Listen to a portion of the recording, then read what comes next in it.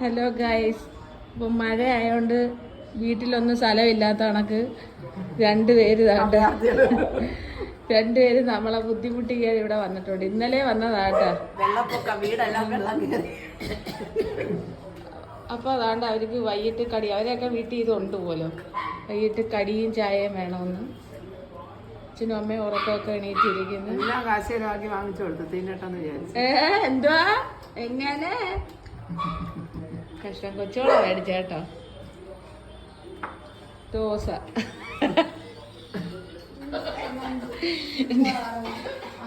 Hello guys. കല്യാണം കഴിഞ്ഞാൽ പിന്നെ ഒരു ജോലി ചെയ്യാൻ വയ്യ. പോട്ട് ഇത് വോയിസ്.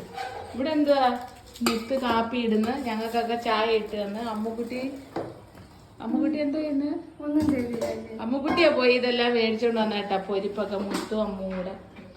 മീനാക്ഷിക്ക് ഒന്നും ചെയ്യാൻ വയ്യ ഗൈസ്.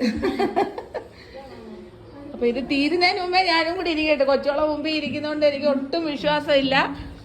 അപ്പൊ ഞാൻ പണി തുടങ്ങട്ട്. ഇതിനകത്ത് വാഴക്ക ഉണ്ടോ?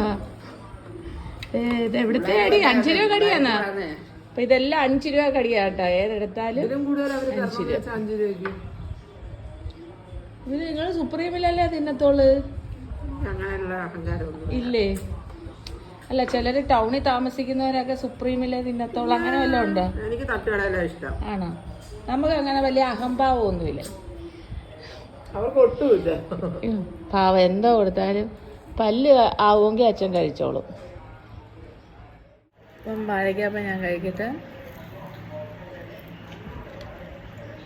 കുഴപ്പമില്ല. മാവ് തോനെ, വാഴയ്ക്ക കുറവ്. 5 രൂപയുടെ ബോണ്ട, 5 രൂപയുടെ ഉള്ളിവട, പിന്നെന്തുവാ 5 രൂപയുടെ മുളക് ബജി. മുളക് ബജി എനിക്ക് ഇഷ്ടമല്ല.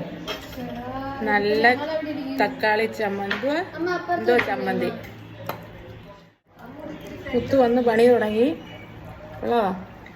ചൂട് പോയി. അങ്ങനെ ഉണ്ട്. ഉള്ളോ? നല്ല മഴ പെയ്തെങ്കിൽ പെയ്യും. ഉറങ്ങാല്ലേ? അല്ല, കുളിക്കാം. മഴയത്ത് പൊരിപ്പ് അടിപൊളിയാ. ചായ ഏറ്റവും നല്ലത് ഓട്ടട.